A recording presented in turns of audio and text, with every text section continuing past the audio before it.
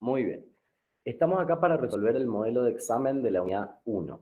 La idea de los modelos de examen es orientarnos, organizarnos también con el estudio para la unidad, porque los modelos de examen siempre se arman con ejercicios que son más o menos parecidos a los que se van a tomar en el examen, entonces nos sirven para poder ordenarnos, organizarnos, reconocer por ahí qué temas tenemos bien vistos, en cuáles estamos flojos, en cuáles podemos mejorar, cuáles sabemos re bien. Entonces, está bueno siempre que veamos los modelos de exámenes para poder orientarnos un poco y poder tener un mejor rendimiento y aprender también más a partir de lo que vamos viendo en clase, y después poder rendir mejor en el examen de la unidad 1 que tenemos la semana que viene. Generalmente los modelos de exámenes y video resolutivos se suelen entregar aproximadamente una semana antes, unos días antes del examen, cosa de que hayamos podido terminar bien los temas de la unidad y se pueda ir viendo bien el tema de los repasos que hacemos en la casa, con compañeros, bueno, ahí ponernos a trabajar para ir organizándonos mejor en el estudio. Así que arrancamos nomás con el punto número 1. ¿Qué nos dice? ¿Cuántos átomos de azufre hay en 340 gramos de sulfato cúprico pentahidratado? Y nos da la fórmula del sulfato cúprico pentahidratado, porque todavía nosotros en la unidad 1 no sabemos formular compuestos, entonces nos dan la fórmula, pero a partir de la unidad 3, que es cuando veamos reacciones químicas y formulación, ya vamos a poder saber formular esto a partir del nombre. Así que por ahora aprovechemos que tenemos las fórmulas escritas en los exámenes. Entonces, primero tenemos que ver que cuando un ejercicio nos da la masa o no la masa de un elemento o de un compuesto, sí o sí tenemos que tener la masa molar de ese elemento o compuesto. ¿Por qué? Porque la masa molar, que se mide en gramos por mol, es lo único que nos permite relacionar y convertir una unidad física, como es la masa, con una unidad química, como es el mol, los átomos o las moléculas. Entonces siempre tenemos que tener la masa molar. Por lo tanto, acá, cuando nos dice cuánto de azufre en 300 gramos de sulfato cúprico, vamos directamente a la tabla periódica, buscamos los pesos del cobre, del azufre, del oxígeno y del hidrógeno y calculamos la masa molar del sulfato cúprico pentahidratado, que es este compuesto que tenemos anotado en el ejercicio. Entonces, anotamos ahí bien el dato. Fíjense que ponemos masa molar, en este caso yo lo anoto como MM para diferenciarlo de la otra masa. Y tenemos, el cobre pesa 63,55, el azufre pesa 32, acá tenemos 4 átomos de oxígeno, entonces sumamos 63,55 más 32 del azufre, más 4 veces el peso del oxígeno, es decir, y luego le sumamos 5 veces el peso del agua. Cuando tengamos este caso, podemos hacerlo de distintas maneras. La más cómoda de todas es calcular primero el peso del agua, que en este caso es 2 gramos, porque cada hidrógeno pesa 1, por 2 es 2, más 16 nos da 18, y lo multiplicamos por 5. Esa sería la forma más sencilla. Si no, la otra manera es hacer una especie de distributiva y hacer 5 por 2 por el peso del hidrógeno, más 5 por 1 por el peso del oxígeno. Es lo mismo, por ahí una es más larga, pero elijan la que mejor entiendan. Entonces, sumamos y tenemos 63,55 del cobre, más 32 del azufre, más 4 veces el peso del oxígeno, es decir, 4 por 16, más 5 veces el peso del agua. Entonces hacemos 5 por 18. Eso nos da un peso de 249,55 gramos por mol. Entonces, anotamos acá el valor que acabamos de calcular. 249,55 gramos por mol. Acá, fíjense que anotamos mol como la letra N minúscula, porque a partir de ahora, como por ejemplo en la ecuación del gas ideal o en la ley de Avogadro, la palabra mol la vemos simbolizada por la letra minúscula. Es más corto, es más fácil, es un idioma universal que manejamos todos los que estudiamos química, entonces ya a partir de ahora vamos a ver directamente el mol escrito de esta forma como una N minúscula. ¿Qué hacemos ahora? Anotamos los datos y la incógnita. Dato que tenemos son los 340 gramos de esta sal, que es el sulfato cúprico pentahidratado. Entonces, lo anotamos de esta manera. Fíjense, diferenciamos los datos. Masa molar es MM, masa es simplemente la M. ¿Sí? Como para diferenciarlos y no confundirnos y meter la pata después cuando vayamos calculando. Y también anotamos la incógnita. En este caso, lo que nos pregunta es el número de átomos de azufre que tenemos en esos 340 gramos de sulfato cúprico pentahidratado de esta sal. ¿Sí? Que tenemos, así ya, en vez de decirle sulfato cúprico pentahidratado, le decimos sal, y ya nos queda más cortito y más entendible. ¿Qué podemos hacer acá? Que siempre hay que pensarlo antes de empezar a escribir, anotar, sacar cálculos, fórmulas, siempre hay que pensar qué pasos voy a hacer para poder llegar al resultado. En este caso lo que podemos hacer es, yo conozco el dato y la relación entre las masas. ¿Por qué? Porque cuando calculamos los 249,55 gramos de masa molar de la sal, ahí usamos 32 gramos de azufre. Es decir que en 249,55 gramos de la sal, yo tengo 32 gramos de azufre. Entonces, puedo saber cuántos gramos de azufre hay en 240 gramos de la sal. Ahí ya tengo la relación. ¿Y para qué me sirve esto? Para poder después, a esos gramos de azufre, convertirlos en átomos. ¿Por qué? Porque el azufre es un elemento monoatómico. Significa que la molécula de azufre está formada por un átomo de azufre. Eso nos facilita un montón los cálculos. ¿Sí? Siempre recuerden la relación de moléculas monoatómicas o moléculas diatómicas cuando estamos trabajando con elementos, siempre nos ayuda a poder calcular el número de átomos o moléculas. En el caso del azufre, como es monoatómico, número de átomos y número de moléculas es exactamente el mismo número. Entonces, vamos a hacer los cálculos acá para ver. ¿Qué hacemos? Y calculamos cuánto azufre hay en estos 340 gramos de la sal. Entonces, nosotros decimos masa de azufre, sabemos que tenemos 340 gramos de la sal, vamos a poner, en vez de volver a escribir la fórmula completa del sulfato cúprico, y la relación que nosotros conocemos es que en 249,55 gramos de la sal, que es esa masa molar que nosotros calculamos, tenemos 32 gramos de azufre. Entonces, fíjense que acá gramos de la sal se cancela con gramos de la sal y el resultado nos queda en gramos de azufre. Calculamos entonces 300 por 32 sobre 249,55 y tenemos 43,598, 43,6 gramos de azufre en estos 340 gramos de la sal. Entonces tenemos 40,6 gramos de azufre. Esto que acabamos de averiguar es la masa de azufre que hay en 340 gramos de la sal. Después, con ayuda de la tabla periódica, como hicimos al principio, nos damos cuenta que el peso del azufre, el peso atómico o peso molar, que recuerden que la diferencia entre decir peso atómico y peso molecular y peso o masa molar es la unidad, pero el número es el mismo, ¿sí? Porque el peso atómico relativo del azufre es 32 UMA y el peso molar del azufre es 32 gramos. ¿Sí? La unidad es lo que cambia. Entonces, ¿qué sabemos nosotros? Que el peso molar del azufre es 32, es decir, que en 32 gramos de azufre tengo un mol. Entonces, puedo averiguar cuántos moles hay en 43,6 gramos. Entonces, planteamos ahí el cálculo. Vamos a calcular los moles de azufre.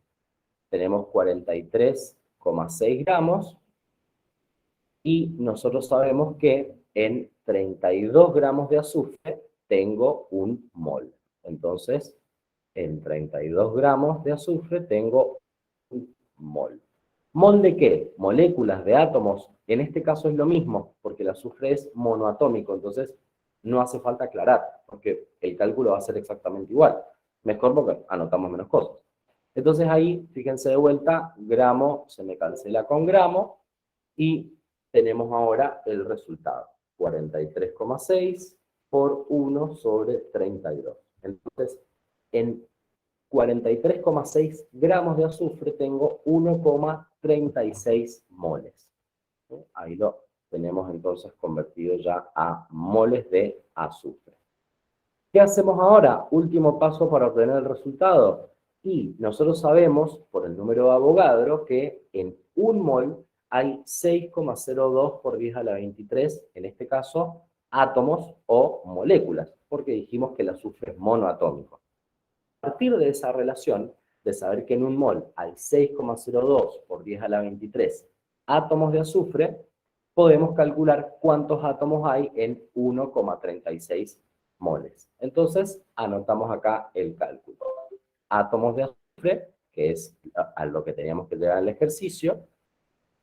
El dato que tenemos son los 1,36 moles. Y la relación o equivalencia que conocemos es que en un mol hay 6,02 por 10 a la 23 moléculas o átomos. Repito, en este caso es lo mismo, ¿sí? En otros casos, por ejemplo, si estuviéramos hablando del hidrógeno o del oxígeno, no es lo mismo, porque son diatómicos. Pero la mayoría de los elementos son monoatómicos. Siempre recuerden que son únicamente 7 elementos los que son diatómicos. Hidrógeno, nitrógeno, oxígeno, flúor, cloro, bromo, yodo. Son los únicos 7 elementos que son diatómicos. Todos los demás, monoatómicos, por lo tanto, hablar de moléculas o átomos es exactamente lo mismo. Entonces, calculamos acá. Fíjense que mol se cancela con mol y ahora tenemos 1,36 por 6,02 por 10 a la 23 nos da 8,18 por 10 a la 23. En realidad 8,187, o sea, 8,19 por 10 a la 23. Entonces ahí hemos llegado al resultado final. 8,19 por 10 a la 23 átomos de azufre. Ese es nuestro resultado final. Lo tenemos acá. Buscamos la opción y ya tenemos la respuesta correcta. Ojo acá con la notación científica, porque muchas veces metemos mal el dedo o la calculadora está configurada de otra forma para la notación y nos puede correr la coma a lo mejor y darnos otra notación. Por eso siempre es importante que la configuren bien. Ahí busquen en internet el modelo de calculadora para poder configurarla correctamente y marcan ahí correctamente la respuesta. En este caso, la opción correcta es 8,2 por 10 a la 23, que es la respuesta que se acerca más a nuestro resultado, que es prácticamente el mismo número. Así que ahí ya resolvimos el punto número 1. Muy bien, vamos ahora con el 2, que nos dice: un tubo electrónico de vacío se sella, luego de terminado, con una presión final de 1,2 por 10 a la menos 5 torricelli a 27 grados Celsius, siendo el volumen del mismo de 100 centímetros cúbicos.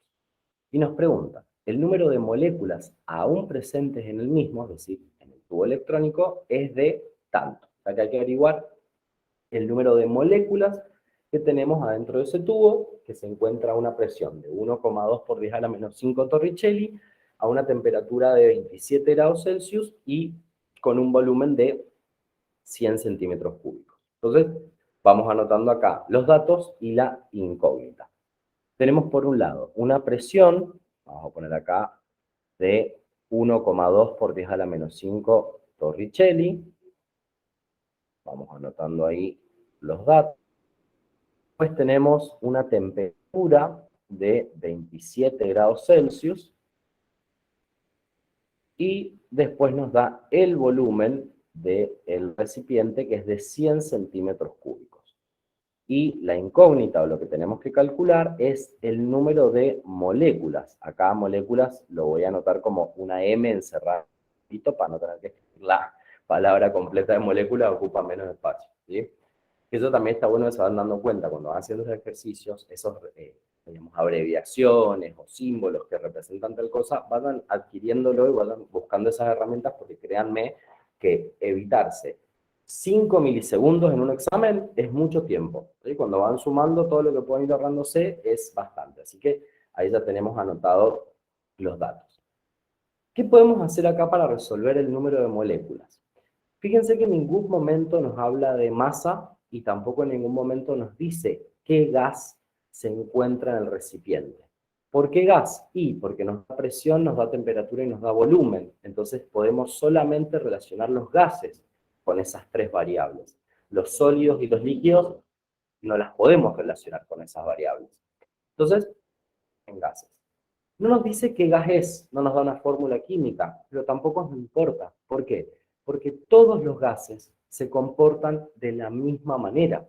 Incluso cuando nosotros trabajamos, por ejemplo, con la ley general de los gases, o con la ecuación del gas ideal, o con la ley de Avogadro, o con cualquiera de las leyes fundamentales de los gases que vimos, la de Boyle, la primera y segunda de Gay-Lussac, por ejemplo, nunca anotamos en alguna parte qué gas es, su fórmula química o sus propiedades. No nos importa, porque todos los gases se comportan de la misma forma.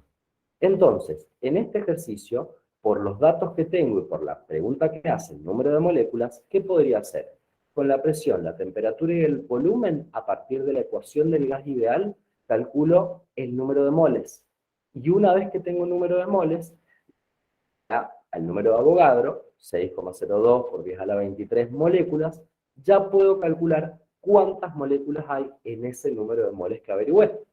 Pero antes, ¿qué tenemos que hacer con las unidades? Convertirlas, porque la ecuación del gas ideal solamente admite la presión en atmósferas, la temperatura en Kelvin y el volumen en litros. Es la única fórmula que vemos en la que tenemos que usar unidades específicas. En todas las otras fórmulas que hemos visto, en todas las otras leyes, podemos poner la presión y el volumen en la unidad que queramos. Pero en la del gas ideal no se puede, siempre presión en atmósferas, volumen en litros. Y la temperatura, que acá está en Celsius, sí o sí hay que transformarla en Kelvin. Y eso, con respecto a la temperatura, recuerden que es algo válido para todas las fórmulas de los gases. No podemos usar nunca la temperatura en Celsius en ninguna ley de los gases o en ninguna fórmula de los gases. ¿Por qué? Porque Celsius puede tomar valores negativos o puede tomar valor cero. Entonces, no nos va a permitir calcular correctamente nada, o volúmenes negativos, o presiones negativas que no existen, o al multiplicar por cero, todo es cero, al dividir por cero es infinito, no vamos a llegar a ningún resultado. Entonces, siempre, independientemente de la fórmula que vayamos a usar, apenas le damos temperatura en grados Celsius, la transformamos siempre. Así ya arrancamos sin ningún problema. Entonces, vamos a hacer, primero, convertir la presión de Torricelli a atmósferas. Y la equivalencia que conocemos de la presión es que, vamos a poner acá, presión, nosotros tenemos 1,2 por 10 a la menos 5 Torricelli, y nosotros sabemos que la relación o la equivalencia entre Torricelli y atmósfera es que 760 Torricelli, vamos a anotar ahí, es igual a 1. Y entonces, fíjense que Torricelli se me cancela con Torricelli y el resultado nos da en atmósfera. Entonces, calculamos 1,2 por 10 a la menos 5 por 1 sobre 760 y nos da 1,58 por 10 a la menos 8 atmósferas. Ahí entonces ya calculamos 1,58 por 10 a la menos 8 atmósferas. Ahí ya tenemos entonces la presión. Después tenemos que calcular o convertir, mejor dicho, la temperatura de Celsius a Kelvin. Y la equivalencia que conocemos es, o la forma de convertir Celsius en Kelvin, es grados Celsius más 273. Entonces tenemos 27 grados Celsius más 273, tenemos la temperatura en Kelvin, que esto nos da 300 Kelvin. Ahí entonces ya tenemos la temperatura convertida. Y luego, para pasar a centímetros cúbicos a litro, la equivalencia es 1000 centímetros cúbicos es 1 litro. Entonces, también convertimos el volumen. El dato que tenemos son estos 100 centímetros cúbicos y la equivalencia que conocemos es la que mencionamos recién, de que tenemos 1000 centímetros cúbicos o 10 a la 3 centímetros cúbicos es igual a 1 litro. Acá entonces vemos que centímetros cúbicos se cancela con centímetros cúbicos y el resultado nos da 0,1 litro. Ese es el volumen que tenemos que usar. Recuerden que la equivalencia de centímetros cúbicos con litro es la misma que de mililitro. Un centímetro cúbico es igual a 1 mililitro. Entonces ahí nos aprendemos una sola y ya la podemos usar para esas dos unidades de volumen. Ahora que ya tenemos todas estas presiones, temperaturas y volúmenes convertidos, podemos, desde la fórmula del gas ideal, despejar el número de moles para poder convertirlo después en moléculas. Entonces, la ecuación del gas ideal es presión por volumen igual a número de moles por la constante de los gases por la temperatura, y debemos despejar número de moles. Por lo tanto, pasamos la constante y la temperatura que están multiplicando, viendo para el otro miembro, y ahí nos queda número de moles es igual a presión por volumen sobre la constante por la temperatura. Y ahí ya vamos a calcular el número de moles. Entonces, vamos a ver ahora cómo pasando con los datos. Tenemos presión 1,58 por 10 a la menos 8 atmósferas. Entonces, anotamos 1,58 por 10 a la menos 8 atmósferas. Tenemos el volumen que es de 0,1 litros. Ahí lo tenemos. Luego, la constante de los gases es 0,082 y sus unidades son atmósfera por litro sobre mol por Kelvin. Entonces ahí ya vamos viendo si se nos cancela correctamente o no cada una de las unidades. Y último, temperatura que la habíamos calculado recién, 300 Kelvin. Entonces, anotamos ahí. Acá, cuando hagamos el cálculo, hay que ver bien qué modelo de calculador, a ver si necesitamos o no poner paréntesis, depende del modelo que tengan. Por ejemplo, yo tengo la Casio 82, que no diferencia numerador de denominador, entonces sí o sí, si quiero hacer todo junto, tengo que poner paréntesis. Pero, como les digo, miren la calculadora bien para ver de qué manera pueden facilitar el cálculo. Entonces, vamos viendo acá los números. Tenemos 1,58 por 10 a la menos 8 por dividido 0,082, que es el valor de la constante, por 300, y eso nos da 6,42 por 10 a la menos 11. Entonces, anotamos acá. 6,42 por 10 a la menos 11 moles que tenemos acá. Y ya que estamos, vamos a ver si las unidades se cancelan. Atmósfera con atmósfera, perfecto, litro con litro, Kelvin con Kelvin, y mol, que es denominador de denominador, pum, pasa al numerador, así que perfecto, ahí nos queda el mol. Por último, ¿qué tenemos que hacer? Ahora, con esta relación que conocemos de que en un mol hay 6,02 por 10 a la 23 moléculas, podemos, a partir de ese número de moles, averiguar cuántas moléculas tenemos. Así que vamos a el último cálculo que necesitamos. Acá tenemos moléculas, que habíamos dicho, yo la pongo de esta manera porque es más cortito de escribir, y tenemos 6,42 por 10 a la menos 11 moles, y la relación que conocemos es que en un mol, 6,02 por 10 a la 23 moléculas. Entonces, acá vemos de vuelta, mol se cancela con mol, y el resultado final, ahí lo calculamos, tenemos 6,42 por 10 a la menos 11, por 6,02 por 10 a la 23 dividido 1, nos da 3,86 por 10 a la 13. Entonces, ahí tenemos de vuelta 3,86 por 10 a la 13. 3,86 por 10 a la 13 moléculas. Y ahí pudimos resolver el ejercicio. En este caso, la opción más cercana es 3,9 por 10 a la 13, ¿sí? Porque es prácticamente el mismo valor, así que ahí ya pudimos resolver el ejercicio número 2. Vamos con el número 3 ahora, a ver qué nos pide. En un recipiente se agrega agua destilada, 2 cucharadas de alcohol etílico, 2 cubos de hielo, 2 cubos de un metal y un poco de sal de mesa.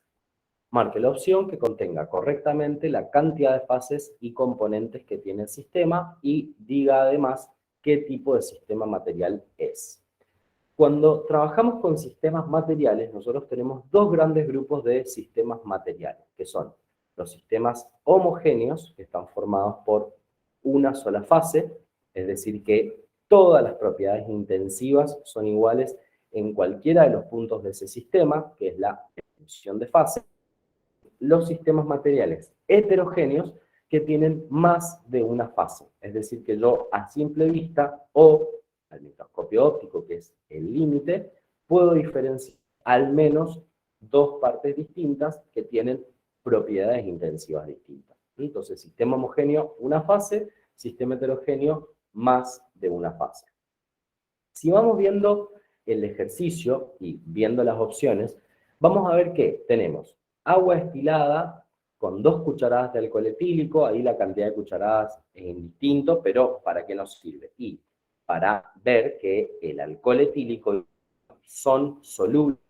Si yo mezclo alcohol etílico, que es el alcohol para limpiar o desinfectar, que usamos tanto en épocas de COVID en los años anteriores, y el agua se mezclan. No puedo diferenciar dónde arranca y dónde termina uno. Entonces, ahí ya tendría una fase. Luego tenemos los 2 cubos de hielo que flotan encima de este sistema que estamos armando, que ahí vamos a ir dibujando. Yo tendría el recipiente. Acá tengo el agua con el alcohol etílico.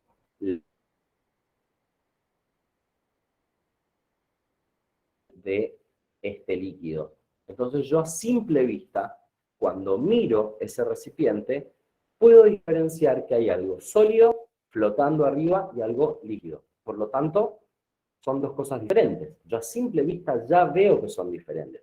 El color es distinto, fíjense que el color del hielo no es igual al color del agua líquida, la textura es distinta, que si yo los toco la dureza es diferente. Entonces ya lo considero como dos fases distintas porque son diferentes a simple vista ya. Y si a simple vista yo veo que son distintos, listo, lo considero como dos fases diferentes. Después me dice que agregamos 2 cubos de un metal. Entonces, el metal, sin importar cuál es, se va a ir al fondo porque es más pesado que el agua y ya también diferencio una tercera fase. Una es el alcohol con el agua destilada, la otra son los cubos de hielo y la otra son los cubos de este metal. Y después me dice que agregamos un poco de sal de mesa. Voy y agrego una cucharadita. La sal de mesa se va a disolver en el agua y en el alcohol etílico. Por lo tanto, yo cuando mire el líquido de este sistema no voy a poder diferenciar dónde arranca el agua, dónde arranca el alcohol, la sal, no tengo manera. Por lo tanto, el alcohol, el agua y la sal de mesa son una sola fase, ¿sí? Que es lo que voy a marcar ahora con naranja en el sistema, que sería todo el líquido que nosotros tenemos. Entonces, primero, número de fases, 3.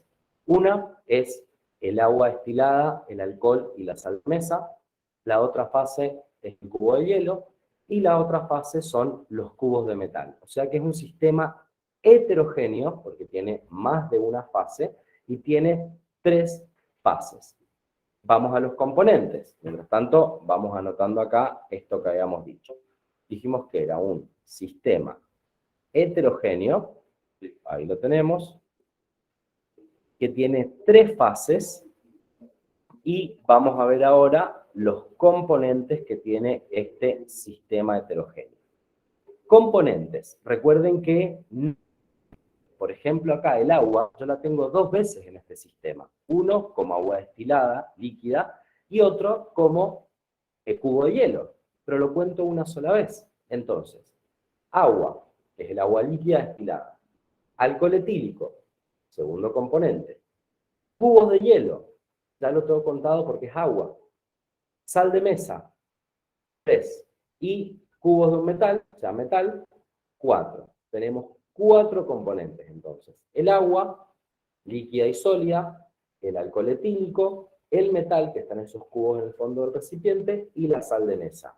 4 componentes. Por lo tanto, este sistema es un sistema heterogéneo con 3 fases y 4 componentes. Y ahí entonces ya tenemos la respuesta correcta de este ejercicio. Vamos con el 4. Nos dice, el colesterol es una sustancia serosa y parecida a la grasa que se encuentra en todas las células. Tu cuerpo necesita algo de colesterol para producir hormonas, vitamina D y sustancias que le ayudan a digerir los alimentos. Tu cuerpo produce todo el colesterol que necesita y también se encuentran alimentos de origen animal como yemas de huevo, carne y queso. Si tenemos demasiado colesterol en la sangre, se puede combinar con otras sustancias para formar placas. Estas placas se pegan a las paredes de los vasos sanguíneos y esta acumulación se denomina aterosclerosis. Puede provocar enfermedades en las arterias coronarias que pueden estrecharlas. Un montón de información nos da, pero fijémonos en la última oración que nos dice, se sabe que su composición centesimal, es decir, la composición centesimal del colesterol, es 91% carbono, 4,5% de hidrógeno y el resto oxígeno. Y nos pide indicar la fórmula mínima del colesterol. O sea que lo único que nos sirve de todo este ejercicio, lo único que tenemos que aplicar ahora en química es la última parte, las últimas 2 oraciones que nos dan los datos que necesitamos para calcular o averiguar lo que nos pide en la última parte de esa oración donde nos dice indique la fórmula mínima del colesterol.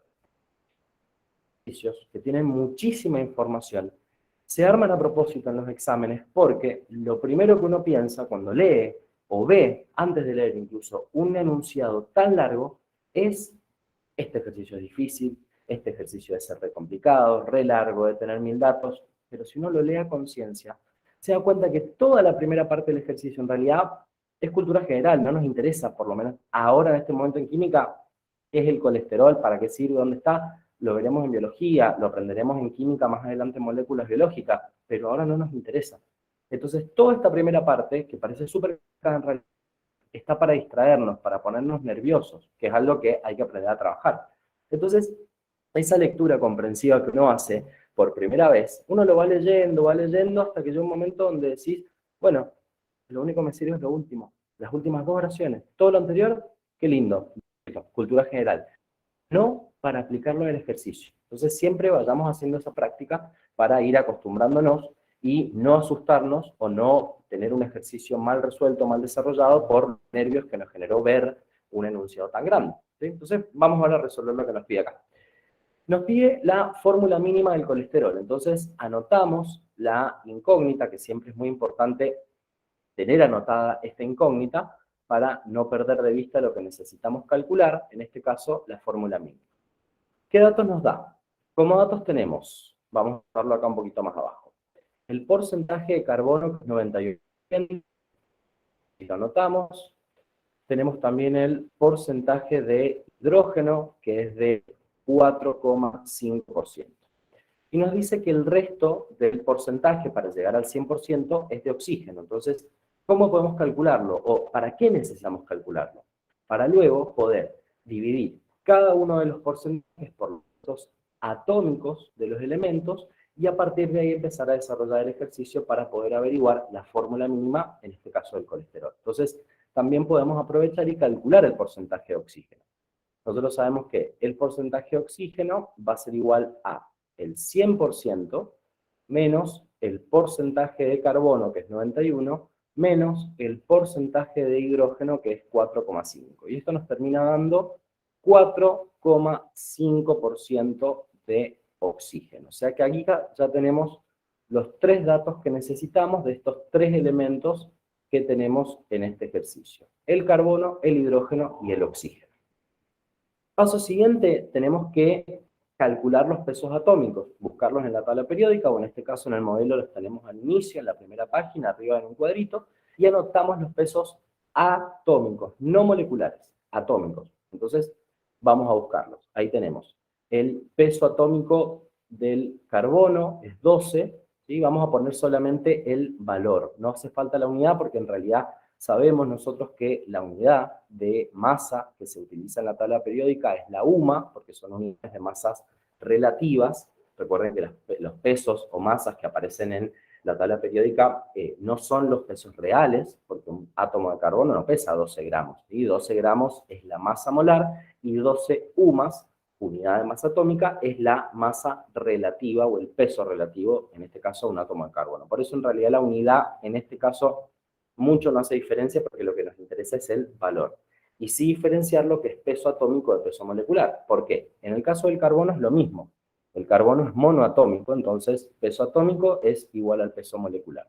Pero en el caso del hidrógeno, en el caso del oxígeno, hay una diferencia importante, ya que tanto el hidrógeno como el oxígeno son diatómicos cuando están en el estado elemental. Por eso es importante acá hacer énfasis en que el peso que usamos es el peso atómico. 1 para el hidrógeno y 16 para el oxígeno. Entonces, ahí ya tenemos todos los datos que necesitamos para poder arrancar el ejercicio. Dijimos, primer paso, tomar estos porcentajes y dividirlos por el peso atómico. Entonces, volvemos a anotar bien todo para que nos quede prolijo, y dividimos. Porcentaje del hidrógeno, 91 sobre su peso atómico. Vamos a escribir primero todo, después vamos resolviendo. Hidrógeno, porcentaje es 4,5 y lo dividimos por su peso atómico que es 1. Y en el caso del oxígeno también, porcentaje 4,5 y lo dividimos por su peso atómico que es 16. Vamos calculando entonces estos resultados. El primero, 91 sobre 12, para el carbono es 7,58, entonces lo anotamos ahí, 7,58. Después, para el hidrógeno es 4,5. Y por último, para el oxígeno es 4,5 sobre 16, nos da 0,28. Ahí ya tenemos los resultados. Cuando estamos calculando fórmula mínima, puede ser que en este paso ya obtengamos números enteros. Pasa una vez en 10 millones de ejercicios. Pero puede pasar. Si nosotros en este caso ya obtenemos números enteros, esos números enteros se corresponden con la fórmula mínima. Ahora, pasa como acá, no tenemos enteros. ¿Cuál es el primer paso? El primer artilugio matemático, la primera herramienta matemática que aplicamos acá, máximo común divisor. ¿Cuál es? El número más pequeño. Entonces, en este caso, el 0,28, el resultado que tenemos en el oxígeno, lo utilizamos para dividir a todos los resultados que acabamos de obtener. Entonces, 0,28 dividido 0,28, 4,5 dividido 0,28 y 7,58 dividido 0,28. Al hacer esto, al estar dividiendo por el resultado más pequeño, lo que estamos logrando es tratar de encontrar un resultado entero. Veamos cuántos nos dan los resultados acá. El primero tenemos 7,58 dividido 0,28. Siempre recuerden tener la calculadora a mano. Acá me da 27,07. Entonces, vamos anotando acá. 27,07. El segundo resultado de 4,5 dividido 0,28 es 16,07. Vamos anotando ahí. Y el tercero me da 1. En este caso, fíjense que nos dio 16,07 y 27,07. Tranquilamente, todos los números, todos los resultados de contexto que podemos decir. Y el 27,07 lo puedo redondear a 27. Y el 16,07 a 16. Y ahí obtenemos números enteros. Entonces, los resultados finales serían, para el 27,07 sería 27, para el 16,07 sería 16, y bueno, acá 1. Por lo tanto, la fórmula mínima del colesterol sería carbono 27, hidrógeno 16 y oxígeno 1. Esa es la fórmula mínima del colesterol que acabamos de averiguar a partir de los porcentajes. Si acá, en este último paso, que a nosotros nos dio 27, 16 y 1, no hubiéramos obtenido números enteros, por ejemplo, 16,5 o 27,3, lo que tenemos que hacer es empezar a multiplicar a todos los resultados por un número primo. Arrancamos por el 2 y vemos si nos da un entero. Si no, multiplicamos por 3 y vemos si nos da un entero. Es decir, vamos probando hasta encontrar valores enteros, pero en los tres casos. ¿Qué puede pasar? La mayoría de las veces, dividiendo por el más pequeño, ya encontramos enteros. Pero si no, tenemos otras herramientas matemáticas para seguir aplicando y encontrar números enteros que nos permiten llegar a la fórmula mínima. Entonces, acá, fórmula mínima del colesterol, carbono 27, hidrógeno 16, oxígeno 1.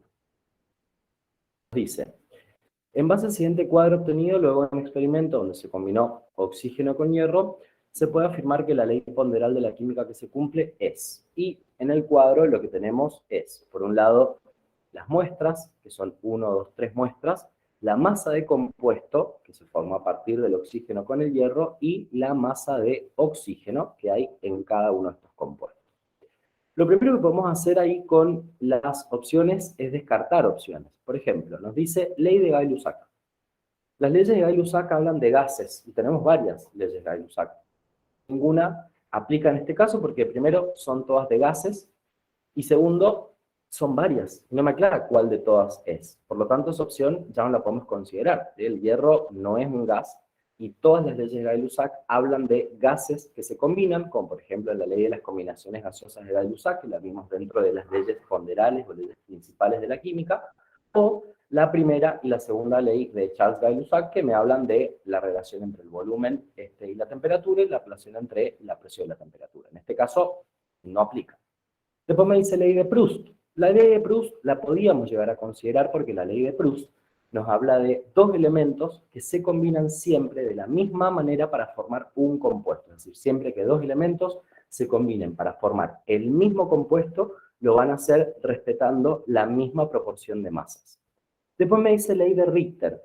La ley de Richter no puede ser porque la ley de Richter me relaciona tres elementos diferentes. Solamente dos, oxígeno, hierro, nada más. También la podemos descartar a la ley de Richter. ¿Por qué me relaciona tres elementos y acá tenemos solamente dos? Y la otra ley que podemos considerar es la ley de Dalton. ¿Por qué? Porque la ley de Dalton me decía que dos elementos pueden combinarse para formar distintos compuestos y que la proporción de masas, cuando uno de ellos se mantiene constante, se expresa o se puede expresar como múltiplos o submúltiplos entre ellos. Por ejemplo, 1 gramo de oxígeno se puede combinar con 2 gramos de hierro, con 4 gramos de hierro o con 8 gramos de hierro. Múltiplos o submúltiplos. Podríamos considerarla. Entonces, ¿qué estamos? ¿Ante la ley de Proust o ante la ley de Dalton? ¿Cómo hacemos para ver cuál de las dos leyes se cumplen? Y vamos a tener que comparar la masa de hierro que se combinó en la primera muestra con la masa de oxígeno, la masa de hierro de la segunda muestra con la de oxígeno y la tercera muestra con la masa de hierro de oxígeno también. Pero para poder averiguar la masa de hierro, que ninguna parte de la tabla nos lo da, ninguna parte nos lo informa, ¿qué tenemos que acordarnos acá? Ley de Lavoisier, ley de conservación de la masa. Porque la masa de compuesto es la masa de producto. ¿Y dónde sale ese producto? Y a partir de la reacción entre el hierro y el oxígeno. Y yo conozco la masa de producto total que obtuve y conozco la masa de uno de los reactivos, puedo despejar la masa del otro reactivo con una resta. ¿Por qué? Porque yo sé que la masa de hierro más la masa de oxígeno sumadas me tienen que dar, por ejemplo, en el primer caso, en la muestra número 1, 238 gramos. Entonces, despejamos las masas de hierro en cada una de las muestras, para después poder compararlas con la de oxígeno y fijarnos si nos dan el mismo resultado o no. Entonces, vamos a despejar acá la masa de hierro de la muestra número 1, que la despejamos restando a 238, que es la masa total del compuesto del producto, menos la masa de oxígeno, que son 96 gramos. Hacemos lo mismo, vamos anotando las otras muestras, así lo hacemos todo junto y no nos vamos olvidando. En el caso de la segunda muestra, sería masa del producto, que es el compuesto, 119 gramos menos 48 gramos de oxígeno. Ahí vamos enseguida dando los resultados, así controlamos bien. Y la masa de hierro de la tercera muestra, o tercer experimento, 357 gramos menos los 144 gramos que usamos de oxígeno. Ahí hacemos la resta entonces. Tenemos número 1, 238 gramos del producto, menos 96 gramos del reactivo que es el oxígeno, me da 142 gramos de hierro. Es decir, en la reacción número 1 usamos 142 gramos de hierro. Número 2, 119 menos 48 nos da 71 gramos de hierro. Y por último, en el tercer experimento, 357 menos 144 nos da 213 gramos de hierro. Una vez que ya tenemos la masa de hierro calculada entre la resta del producto con uno de los reactivos, lo que hacemos ahora es comparar esa masa de hierro que acabamos de averiguar con la masa de oxígeno. ¿Cómo los comparamos? Simplemente haciendo una división. Si bien la ley de Dalton y la de Proust y la de Richter y todas las leyes fundamentales de la química nos dicen que esas relaciones de masa se pueden expresar en números enteros y pequeños, nosotros podemos llegar al resultado y averiguar cuál ley de la química se está cumpliendo acá, si es la de Dalton o la de Proust, simplemente con una división. No hace falta llegar a un número entero y pequeño, a menos que el ejercicio me diga exprese la relación de números enteros y pequeños, que casi nunca ocurre. Directamente con una división vamos a cuál, o llegar al resultado, mejor dicho, de cuál de las dos leyes que nosotros pensábamos, Dalton o Proust, se está cumpliendo acá. Para hacer eso, como dije, hacemos una división. Por una cuestión de comodidad, nos conviene ver los datos y dividir, obviamente, a todos iguales. Es decir, si yo elijo en el primer caso dividir hierro sobre oxígeno, en el segundo y en el tercero hago lo mismo. Hierro sobre oxígeno, hierro sobre oxígeno. ¿Sí? Siempre respeto numerador y denominador. Pero busquemos aquel que tenga un mayor valor. ¿Para qué? Para que el resultado nos dé mayor a 1 y sea más fácil de entender cuando lo queramos razonar. Entonces comparamos. La masa de oxígeno en el primer caso es 96 y la de hierro 142. La 142 es más grande, entonces ¿qué nos conviene hacer? Y dividir para la muestra número 1 la masa de hierro, hacemos acá, sobre la masa de oxígeno. Entonces, ahí nos aseguramos que nos va a dar un resultado mayor a 1. Masa de hierro es 142 gramos de hierro, y vamos completando para después no olvidarnos qué estábamos haciendo, sobre los 96 gramos de oxígeno con los que reaccionó. Vamos completando los otros casos también. Experimento o muestra número 2. Hacemos lo mismo. Masa sobre masa de oxígeno. Masa de hierro del experimento número 2, 71 gramos. Ahí completamos de hierro. Y masa de oxígeno, 48 gramos. Vamos haciendo entonces ahí las divisiones. Y en el tercer caso, también hacemos lo mismo. Vemos la masa de hierro que calculamos, me quedo acá arriba, 213. Entonces ahí completamos 213 gramos de hierro sobre 144 gramos de oxígeno. Y lo que vamos a hacer ahora es simplemente dividir. Entonces, en el primer caso, dividimos 142 sobre 96 y nos da 1,48. Pero ojo acá, ¿qué significa? 1,48 gramos de hierro sobre 1 gramo de oxígeno. Recuerden que siempre en una división, debajo de cualquier número, hay un 1. ¿Qué significa? Que en el experimento 1, 1,48 gramos de hierro se combinaron con 1 gramo de oxígeno. Vamos al segundo experimento. 1 sobre 48. 1,48. Entonces, de vuelta, tenemos ahí 1,48 gramos de hierro sobre 1 gramo de oxígeno. Hasta ahora, el compuesto del experimento 1 y del experimento 2 son el mismo compuesto. ¿Cómo me di cuenta? porque mantienen la misma proporción, la misma relación de masas. En ambos casos, 1 gramo de oxígeno se combina con la misma masa de hierro. Como la proporción es igual, me significa que el experimento 1 y el 2 usaron el mismo compuesto. Vamos a ver el 3. Hacemos la división también. Queda 213 sobre 144 y también me da 1,48 gramos de hierro sobre 1 gramo de oxígeno.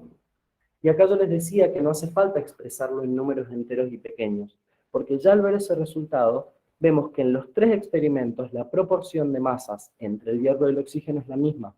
Por lo tanto, en los 3 casos, en los 3 experimentos, en las 3 muestras, se trabajó con el mismo compuesto.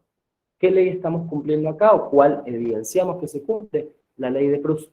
Cuando 2 elementos se combinan para formar el mismo compuesto, lo hacen respetando la misma proporción de masas. Y acá lo vemos, en los 3 casos, 1 gramo de oxígeno se combina con la misma cantidad de hierro. Por lo tanto, la ley que se cumple es la ley de Proust. En el 6 tenemos el siguiente enunciado. Si aumentamos 10 veces la temperatura de un sistema y disminuimos la presión a la mitad de su valor original, ¿cómo se modificará el volumen?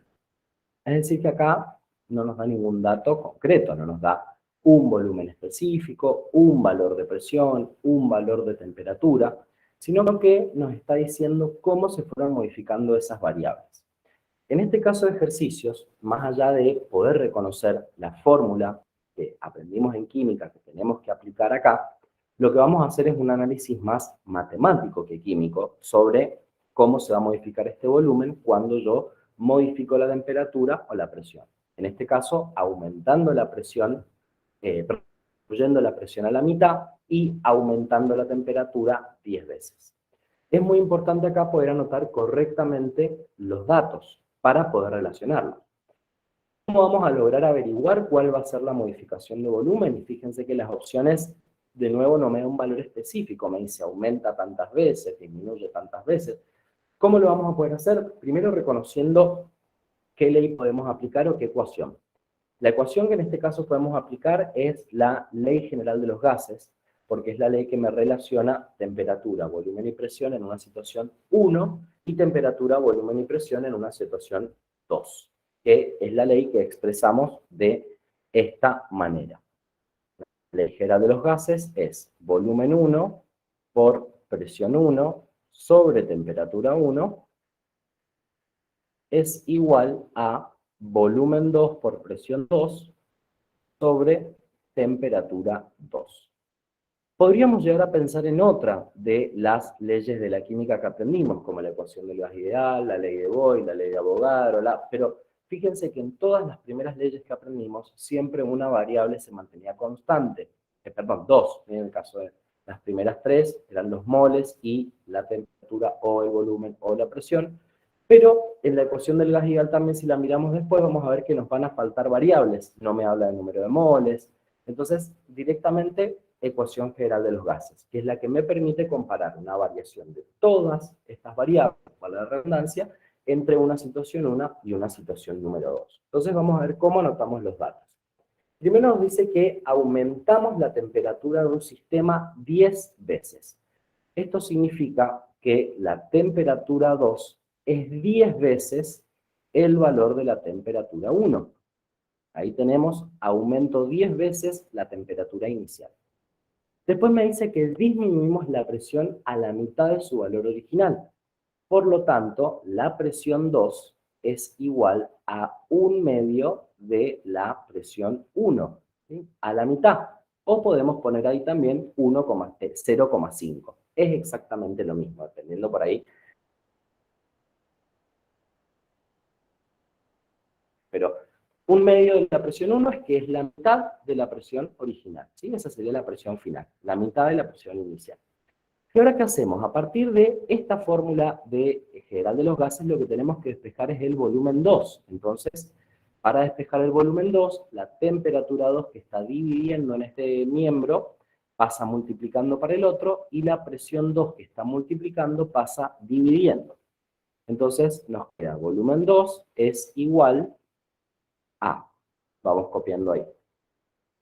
Volumen 1 por presión 1, que es lo mismo que tenemos del otro lado, ahí lo anotamos tal cual, pero temperatura 2 pasa multiplicando, entonces me queda acá, y presión 2 pasa dividiendo. De esta forma logramos despejar el volumen 2. ¿Qué hacemos ahora? Reemplazamos temperatura 2 y presión 2 por los datos que anotamos. Entonces, me va a quedar expresado de la siguiente manera. Volumen 2 es igual a, y ahí lo empezamos a anotar. Volumen 1, que no lo tenemos, pero lo necesitamos para expresar la variación del volumen 2. Presión 1. Temperatura 2 es igual a 10 veces la temperatura 1. Ahí entonces ya reemplazamos. Temperatura 1. Y presión 2 es 1/2 de la presión 1. Y fíjense lo que pasa acá cuando ya reemplazo las variables con los datos que habíamos anotado a partir del enunciado. Temperatura 1 con temperatura 1 está multiplicando y dividiendo, se cancelan. Presión 1 está multiplicando y dividiendo, se cancelan. Entonces, ¿qué me queda? Simplemente un análisis matemático. Me queda volumen 2 es igual a volumen 1 por 10 sobre 1/2. Acá tenemos el 2. Denominador de denominador va al numerador. Por lo tanto, el volumen 2 es igual a 2 por 10 por el volumen 1. Resolvemos y nos queda volumen 2 es igual a 2 por 10, 20 veces el volumen 1. ¿Qué significa? Que el volumen 1, con ese cambio que le hicimos de temperatura y presión, al aumentar 10 veces la temperatura y disminuir la presión a la mitad, el volumen original aumentó 20 veces. Esa es la respuesta correcta de este ejercicio. El volumen, cuando nos dice se modificará el volumen, aumentó 20 veces, a partir de este análisis que fuimos haciendo de la fórmula general de los gases. Vamos con el 7, que nos dice, la destilación simple es un método de separación de, y nos da distintas opciones para poder marcar. Siempre que tengamos este tipo de ejercicios donde nos estén preguntando un concepto o algo muy específico, donde es una respuesta de sí o no, o verdadero o falso, o esto, o sea, no hay mucho que pensar, lo más conveniente es, antes de ver las opciones, si sabemos la respuesta, empezar a pensar, bueno, la destilación simple, ¿para qué sirve? ¿Qué sistema material puedo separar a través de este método de separación? En este caso, se utiliza para separar sólidos de líquidos, es decir, un sistema material donde tengo un sólido que está disuelto en un líquido. Los métodos de separación los habíamos estudiado divididos en 3 grandes grupos, para separar sólidos con sólidos, líquidos con líquidos y sólidos con líquidos. La destilación simple, en un fundamento muy sencillo y muy importante, que es la ebullición del líquido. Entonces, en la destilación simple lo que nosotros tenemos es un recipiente, que por suerte para ustedes no tienen que saber el nombre, pero en el laboratorio tenemos muchísimos recipientes y cada uno tiene un nombre específico, y lo que hacemos es poner esa solución, por ejemplo, agua disuelta con sal, y lo que vamos a lograr es separar el líquido del sólido. Vamos a poner el líquido en celeste y el sólido en amarillo, en naranja, perdón, para que esté bien contrastado. Entonces, ¿qué es lo que ocurre? Nosotros le estamos dando calor a este sistema y esto va a hacer que el líquido empiece a ebullir, convertirse al estado vaporoso. Y en la destilación simple, el vapor es rescatado o guardado a través de un tubo y termina cayendo en otro recipiente. Entonces, ¿cuál es la principal diferencia entre la destilación simple y la cristalización, que también nos sirve para separar sólidos de líquidos? Es que en la destilación simple no solamente separamos el sólido del líquido, que el sólido, en este caso el naranja dibujado, termina quedando al fondo del recipiente pegado en las paredes, y el líquido lo recogemos, es decir, no solo separamos, sino que al final tenemos los dos componentes, sólido y líquido. En cambio, en la cristalización, lo que se hace es usar un plato, también, como siempre decimos, cada uno tiene su nombre, pero no hace falta que lo conozcamos, y se hace lo mismo, pero ¿cuál es la diferencia? En la cristalización, el gas, el vapor que se está generando, se pierde, se va, y lo único que nos interesa es el sólido que queda en el fondo del recipiente. ¿Sí? En este caso, entonces, la respuesta es la destilación simple, es un método de separación de un sólido disuelto en un líquido. ¿Sí? No confundir la destilación simple con la destilación fraccionada, que sirve para separar dos líquidos que son miscibles entre sí. Eso significa que son solubles uno en el otro, como por ejemplo en el vino. Podemos separar el alcohol del agua. ¿Sí? Se diluyen entre ellos, yo tengo una mezcla de alcohol y agua, con la destilación fraccionada logro separar los dos líquidos. Con la destilación simple, un sólido, un líquido, y me quedo con los dos, los guardo, además de separarlos, y en la cristalización, que también sirve para separar un sólido de un líquido, me preocupa el sólido porque el líquido se convierte en vapor y se va. Entonces la respuesta acá es, sirve para separar la destilación simple, un sólido disuelto en un líquido. En el ejercicio 8 tenemos también de vuelta un enunciado muy largo que lo podemos leer completamente. Nos dice, la cocaína es una droga que aumenta la actividad del sistema neurotransmisor dopaminérgico, que modula importantes procesos en nuestro organismo, nos habla de la frecuencia cardíaca, las crisis de ansiedad, básicamente un pequeño, una propaganda anticonsumo de cocaína, pero como decíamos más temprano en el otro ejercicio, cultura general, ¿sí? El día de mañana, cuando sean profesionales, probablemente apliquen estos conocimientos, pero por ahora en química, saber que la cocaína es un tipo de droga que afecta, no nos interesa desde el punto de vista académico de la química, pero sí como cultura general. Así que tómense como un recredito en el examen, si les llega a tocar, lo leen, bien, aprenden algo nuevo, vamos a ver lo que nos pide. Como decíamos recién, es un enunciado muy largo, ya habíamos trabajado sobre esto en un ejercicio anterior, sobre el colesterol, y no nos da ningún dato relevante hasta el final, cuando nos dice, la fórmula química de la cocaína es carbono 17, hidrógeno 21, nitrógeno, oxígeno 4. En base a estos datos, calcule cuántos gramos de carbono habrá en 4,5 por 10 a la 24 moléculas de cocaína. Entonces, lo que podemos hacer nosotros acá es, primero, si nos pregunta cuántos gramos de carbono, siempre que un ejercicio nos pregunte masa o nos dé la masa como dato, inmediatamente quiera calcular la masa molar de ese átomo, de ese elemento, de ese compuesto. En este caso, el carbono. Entonces, nos vamos a la tabla periódica o a la tabla que tenemos arriba en el modelo de examen o en el examen en su momento y anotamos acá. Masa molar del carbono es 12 gramos por mol. Es decir, que en un mol de carbono yo tengo, y pesa 12 gramos el mol de carbono. Y luego nos da la fórmula química, entonces anotamos también la fórmula química de la cocaína. Tenemos acá fórmula molecular o fórmula química, es carbono 17, hidrógeno 21, nitrógeno, oxígeno 4, y nos da como datos también las moléculas de cocaína, a partir de las cuales yo tengo que calcular cuántos gramos de carbono van a contener. Entonces también lo anotamos.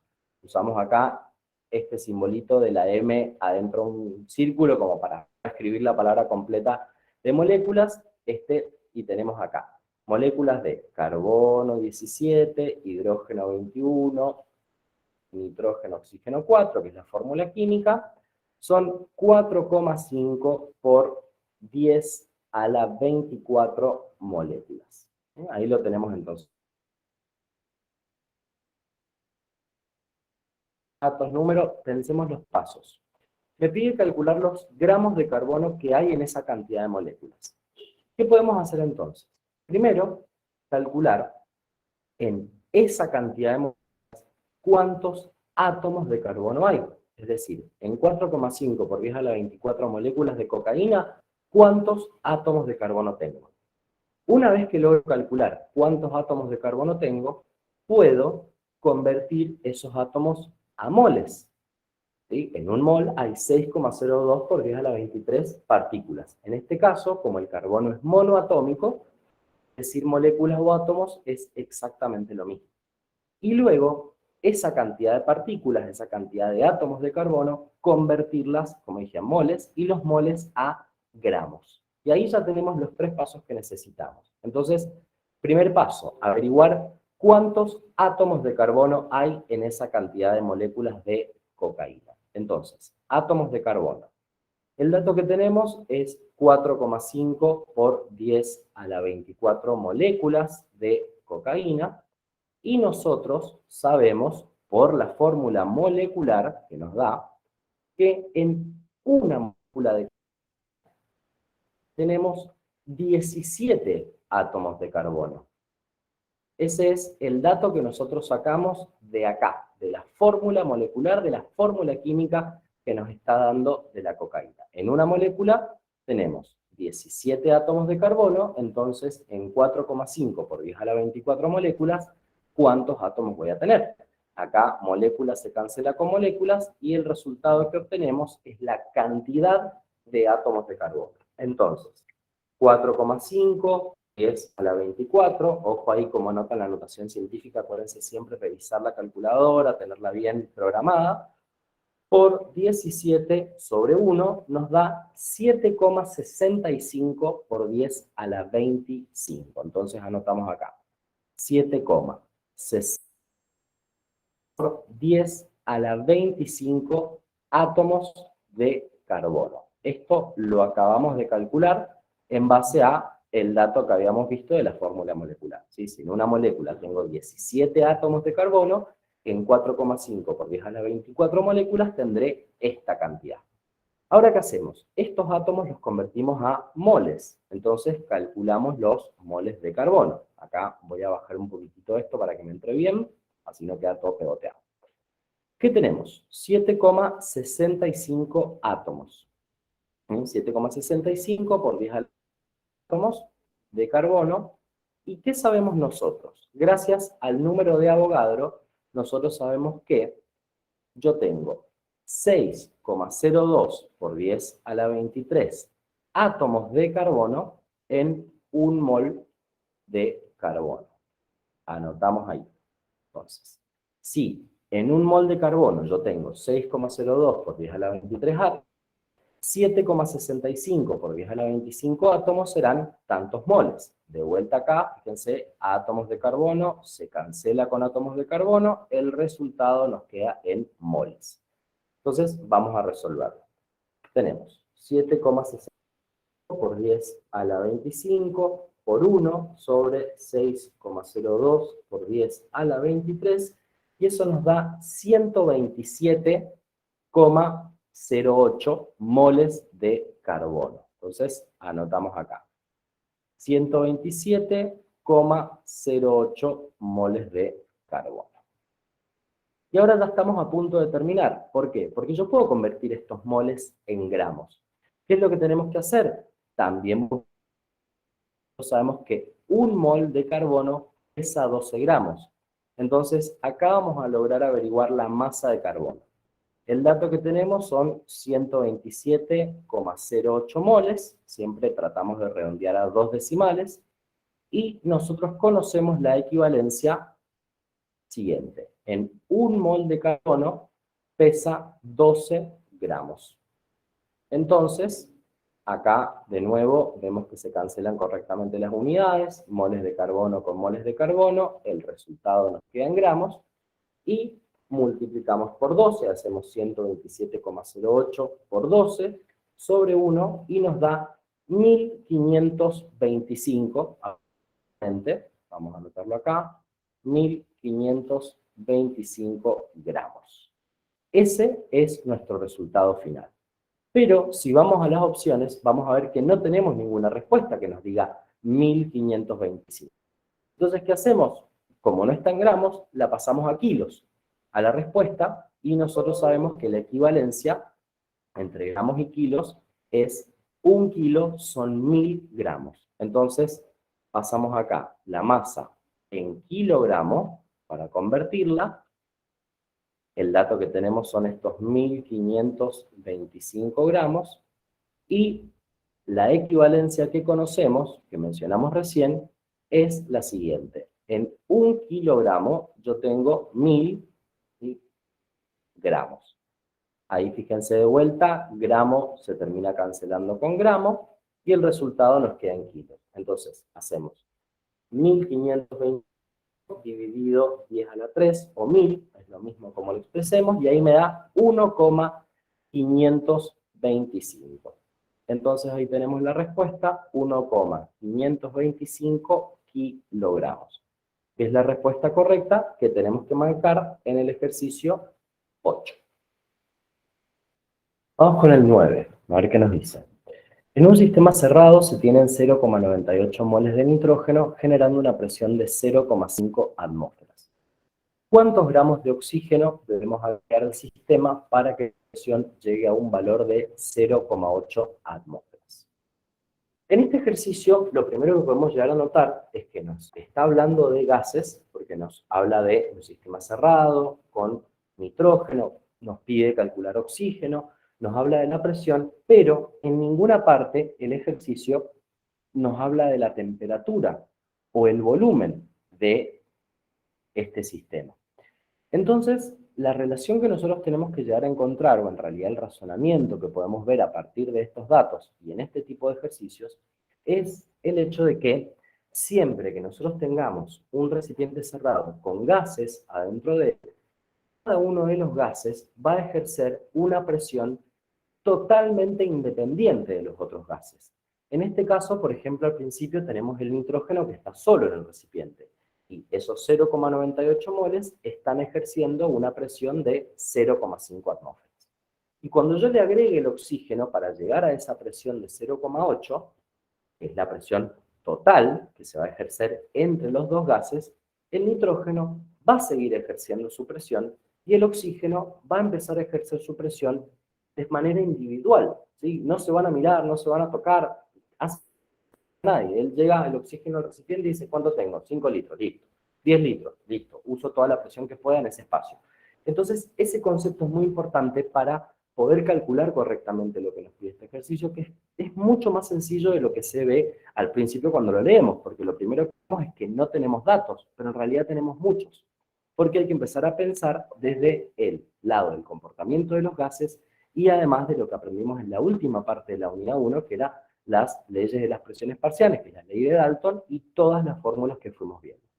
Entonces, primero vamos a anotar los datos. Tenemos, por un lado, los moles de nitrógeno, que nos dice que son 0,98, y la presión que ejerce el nitrógeno, que es de 0,5.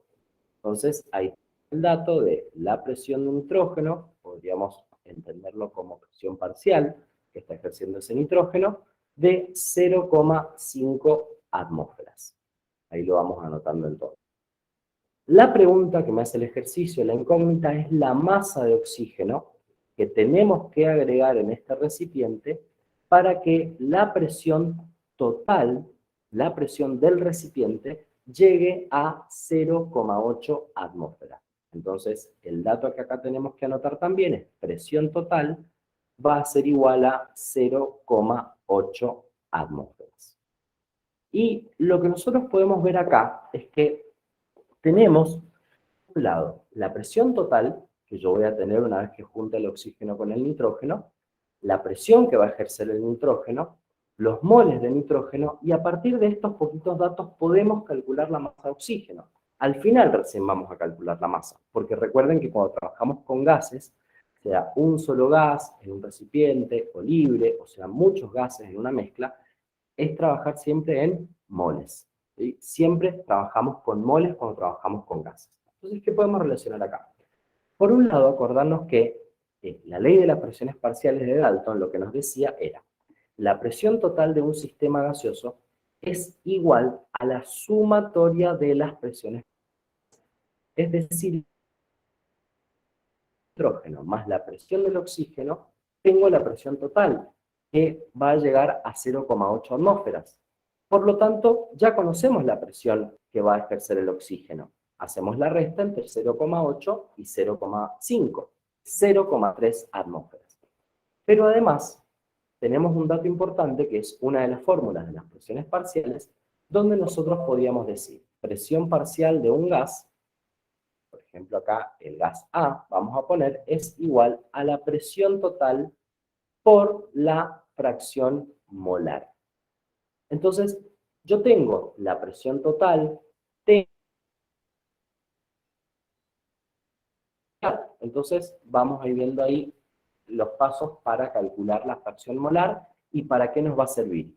Para poder calcular los moles de oxígeno y a partir de los moles poder calcular la masa oxígeno. También como en los ejercicios anteriores, cuando el ejercicio me pide masa o me da masa como dato, siempre hay que calcular la masa molar. Nos vamos a la tabla periódica y calculamos la masa molar del oxígeno, que es de 32 gramos por mol. Ahí ya la anotamos y ya tenemos todo entonces resuelto. 32 gramos por mol. Vamos ahora a empezar a resolver lo que necesitamos. Para llegar a la masa necesito primero conocer los moles de oxígeno que tengo que agregar. Y para poder conocer los moles de oxígeno, primero necesito conocer los moles totales. Luego le resto los del nitrógeno, tengo los moles de oxígeno y ya los puedo convertir a gramos. ¿Cómo despejamos esto? Hay diversas formas. Una de las formas más sencillas puede ser la siguiente. Nosotros vamos a trabajar con el nitrógeno. ¿Por qué? Porque tenemos los moles de nitrógeno, la presión de nitrógeno y la presión total. Entonces, nosotros acá podemos plantear la siguiente ecuación, que es una de las que aprendimos en las leyes de las presiones parciales, que era presión parcial, en este caso de nitrógeno, que es la misma fórmula que anoté recién, es igual a la presión total por la fracción molar de nitrógeno. ¿Qué vamos a despejar de acá? La fracción molar. ¿Por qué? Porque a la fracción molar, yo a partir de ese dato, conociendo los datos de nitrógeno, puedo despejar los moles totales. Y ahí luego despejo los moles de oxígeno para convertirlos en masa. Entonces, despejamos la fracción molar. Para despejarla, presión total que está multiplicando pasa dividiendo. Entonces tenemos fracción molar de nitrógeno igual a presión parcial de nitrógeno sobre la presión total. Ahí anotamos un poquito más prolijo y ahora reemplazamos con los datos.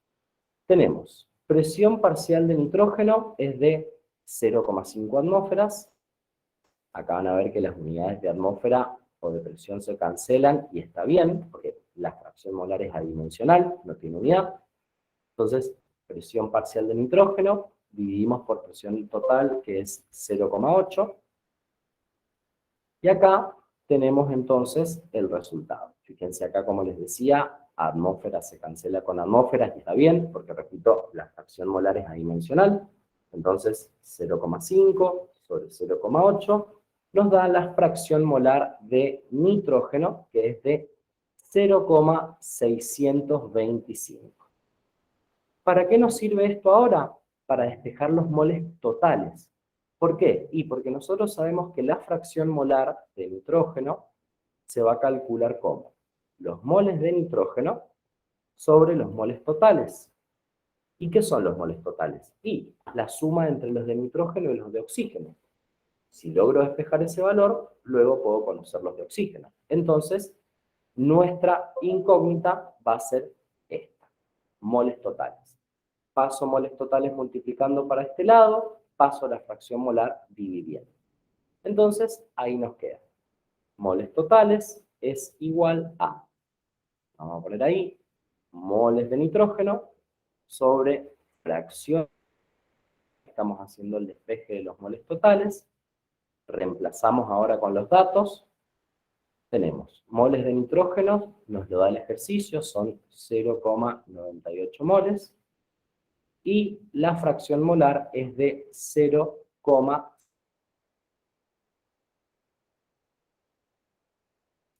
y nos queda 0,98 dividido 0,625, 1,568.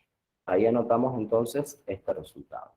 1,568 moles totales. Es decir, ¿qué son estos moles totales? Y la suma de los moles de nitrógeno más los moles de oxígeno. Por lo tanto, yo ahora puedo calcular los moles de oxígeno. Vamos a calcularlos entonces. Moles de oxígeno van a ser igual a los moles totales, esos 1,568 que acabamos de calcular, menos los 0,98 moles de nitrógeno. Entonces, anotamos ahí y reemplazamos con los datos. 1,568 moles de nitrógeno menos, perdón, moles totales, 1,568, menos 0,98 moles. Esto nos da, hacemos el cálculo, 0,588. Esto que acabamos de averiguar, 0,588 moles, son de oxígeno. Y ahora que un solo paso, porque sabemos que un mol de oxígeno pesa 32 gramos. Entonces, 0,588 pesará tanto. Vamos a calcularlo acá entonces. Masa de oxígeno es igual a... El dato que tenemos es 0,588 moles. Y sabemos que un mol de oxígeno pesa 32 gramos. Acá vemos que mol se cancela con mol y vemos el resultado que nos queda en gramos. 0,588 por 30 sobre 1, 18,82. Ese es nuestro resultado final. 18,82 gramos de oxígeno. Para repasar, ¿qué fue lo que hicimos? A partir de los datos, para llegar a la masa de oxígeno, primero tuvimos que conocer los moles de oxígeno. ¿Cómo calculamos los moles de oxígeno? Restándole a los moles totales los moles de nitrógeno. ¿Cómo calculamos los moles totales? A partir de las... ¿Por qué? Porque pudimos despejar los moles totales de la fórmula de fracción molar. ¿Y cómo calculamos la fracción molar de nitrógeno? A partir de la relación entre la presión parcial de nitrógeno, 0,5 atmósferas, y la presión total, 0,8. Despejamos desde la fórmula de presión parcial, averiguamos fracción molar, luego desde la fórmula de fracción molar averiguamos moles totales, y luego restamos los moles de nitrógeno para obtener los de oxígeno, y al final convertimos esos moles de oxígeno en masa, y ahí tenemos la respuesta del ejercicio 9. Por último, vamos con el 10. ¿Qué nos dice? ¿Cuántos gramos de ácido nítrico debemos pesar para obtener 0,9 moles de oxígeno? Y nos da la fórmula del ácido nítrico porque todavía no tenemos por qué conocer la fórmula. Y acá vamos a ver un par de cositas. Primero, la incógnita que nos pide, que es la masa de ácido nítrico. Entonces, anotamos acá nuestra incógnita, nuestro objetivo del ejercicio es averiguar masa de ácido nítrico que contenga 0,9 moles de oxígeno. Y ahí no me aclara moles de qué, moles de átomo, moles de molécula. Y es importante diferenciarlo, porque en el caso del oxígeno, que es un elemento diatómico, no es lo mismo hablar de átomos que de moléculas, y tampoco es lo mismo, por lo tanto, hablar de moles de átomos que moles de moléculas. Cuando no me aclara, lo que estamos calculando son moles de molécula. Entonces acá me pregunta, ¿cuántos gramos de ácido nítrico debemos pesar para obtener 0,9 moles de moléculas de oxígeno? Eso es muy importante y hay que aprender a diferenciarlo porque nos suele pasar únicamente en los 7 elementos que son diatómicos, ¿sí? Hidrógeno, nitrógeno, oxígeno, flúor, cloro, bromo, yodo, ¿sí? Son 7 elementos únicamente. Entonces, a tenerlo en cuenta. Vamos a anotar acá entonces el dato que tenemos son moles de molécula, por eso anotamos ahí el oxígeno diatómico, 0,9. Como el ejercicio me da como dato la masa, o perdón, mejor dicho, me pide la masa de ácido nítrico, siempre repetimos, cada vez que un ejercicio me dé masa o me pida masa, automáticamente vamos a calcular la masa molar de ese elemento, de ese compuesto. Entonces, estamos trabajando con el ácido nítrico, vamos a buscar su masa molar. Acá entonces miramos la fórmula química y vamos a la tabla periódica o a la tablita que tenemos en el modelo y buscamos los pesos. El hidrógeno pesa 1, entonces hago una vez por el peso del hidrógeno, más una vez el peso del nitrógeno, que es 14, más 3 veces el peso del oxígeno, que es 16, es decir, 3 por 16, un peso molar de 63 gramos por mol. Y de esta manera ya tenemos la masa molar del ácido nítrico. Como me está dando masa, o sea, me está permitiendo trabajar con la masa, ¿qué podemos hacer también? Buscar la masa molar del oxígeno. ¿Por qué la masa molar? Porque estamos trabajando con moles.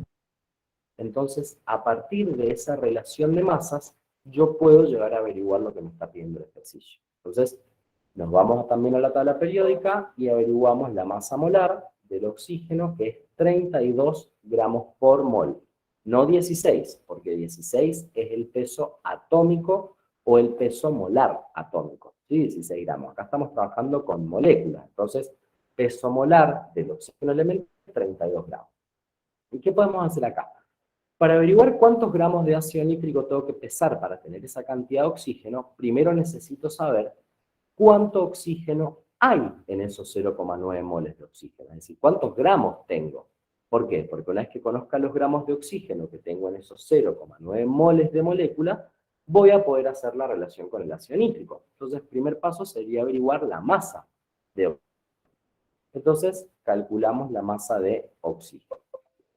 El dato que tenemos son 0,9 moles de molécula y la relación que nosotros conocemos y que nos permite averiguar acá el resultado es 1 mol de oxígeno pesa 32 gramos. De esta manera vamos a calcular, fíjense, moles se cancela con moles, el resultado nos queda en gramos. Entonces ahí 0,9 por 32 sobre 1 me da 28,8 gramos de oxígeno. Es la masa de oxígeno que yo tengo que tener en esta masa que me está pidiendo averiguar el ejercicio. Segunda relación y última, en realidad, averiguamos la masa de ácido nítrico. ¿Y qué relación de masas podemos averiguar o aplicar acá en este ejercicio? Nosotros tenemos como dato que necesitamos 28,8 gramos de oxígeno. ¿Por qué? Porque es la masa que ocupan esos 0,9 moles. Y la equivalencia que nosotros conocemos la tenemos acá, en la fórmula química. Porque cuando calculamos los 63 gramos de ácido nítrico, teníamos 3 por 16 gramos de oxígeno. Entonces, nosotros sabemos que hay 3 por 16, acá esto lo pueden anotar de esta manera, o pueden poner directamente el resultado. 3 por 16 son 48 gramos, lo vamos a anotar acá abajito por si alguien lo ha hecho de otra manera, pero es lo mismo. Yo por ahí a veces prefiero anotarlo de esta forma, 3 por 16, porque si me llevo a confundir en algún número, puedo revisar y decir, ah, no es un 3, es un 2, o ah, no hay que multiplicarlo por 4, hay que multiplicarlo por 5. Bueno, entonces por ahí, pero bueno, eso depende de cada persona. No tirar herramientas que a lo mejor sirven, otros no, pero esos 3 por 16 son 48 gramos. Entonces ahí sabemos que hay 48 gramos de oxígeno en 63 gramos de ácido nítrico. Y ahí fíjense lo que vamos a averiguar. ¿En qué masa de ácido nítrico yo tendré 22,8 gramos de oxígeno si sé que tengo 48 gramos de oxígeno en 63 gramos de óxido nítrico? Acá gramos de oxígeno se cancela con gramos de oxígeno y vamos al resultado.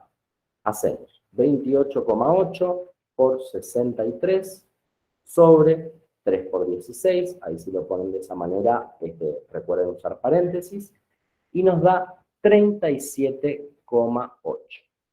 Es decir, que si yo peso 37,8 gramos de ácido nítrico, voy a tener los 28,8 gramos que necesito, que pesan 0,9 moles. Y ahí tenemos entonces el resultado del ejercicio 10. Y con esto completamos la resolución del primer modelo de examen de química de este año 2022. Recomendaciones. Estudien teoría, estudien práctica, el examen no es imposible, usen el modelo para guiarse. La idea de estos modelos de examen resueltos virtualmente en un video es que si están por ahí solos en la casa, estudiando en la tarde, en la mañana, en la noche, el fin de semana, y por ahí, bueno, no tienen acceso al profe, no están con un compañero, una compañera, puedan decir, che, tengo duda en el 9, no me dio. Bueno, pueden buscarlo en el video y resolver la duda que tienen. o controlar si lo que hicieron estaba bien, o incluso descubrir formas distintas de resolver el mismo ejercicio. Así que muchísimos éxitos, nos vemos la semana y vayan a rendir, no se queden sin rendir, rindan de forma virtual o de forma presencial, pero rindan, y siempre estén porque son herramientas que les sirven a ustedes más que a nosotros. Un examen es simplemente una foto en un momento y les puede servir para seguir aprendiendo. ¿Sí? Así que rindan porque les va a servir muchísimo. Que tengan una muy buena semana.